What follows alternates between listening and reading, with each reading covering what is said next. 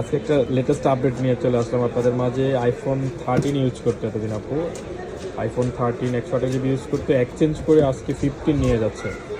15 128 GB pink colour এখন unboxing করবে আপু আমাদের মাঝে। 15 128 পিঙ্ক কালার, এই যে আনবক্সিংয়ের স্টিকার ছিটতেছে এখন। পিঙ্ক কালার পিঙ্ক কালারটা এখন দেখবেন আপনার কাছে কেমন লাগে। পিঙ্কের জন্য মানুষ পাগল হয়ে থাকে, পিঙ্ক কালার জন্য। ওয়াও, সুন্দর না কালার? It's very nice. আসলে সুন্দর. It's nice.